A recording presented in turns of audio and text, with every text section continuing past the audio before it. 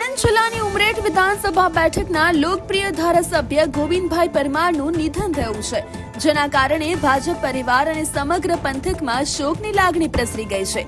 તેઓ છેલ્લા કેટલાક સમયથી બીમારીનો સામનો કરી રહ્યા હતા અને આણંદની એક ખાનગી હોસ્પિટલમાં સારવાર હેઠળ હતા, જ્યાં તેમને અંતિમ શ્વાસ લીધા હતા. 1952માં જન્મેલા ગોવિંદભાઈ એક સાધારણ પરિવારમાંથી આવતા અને જમીન સાથે જોડાયેલા નિષ્ઠાવાન નેતા તરીકે જાણીતા હતા. એક પાયાના કાર્યકરથી ધારાસભ્ય સુધી પહોંચેલા ગોવિંદભાઈના નિધનથી આણંદ જિલ્લાએ એક અનુભવી અને લોકસેવક નેતા ગુમાવ્યા છે. તેમના અંતિમ સંસ્કારમાં ભાજપના દિગ્ગજ નેતાઓ પણ પહોંચ્યા હતા, તેમજ રાજકીય અગ્રણીઓ પણ જોડાયા હતા.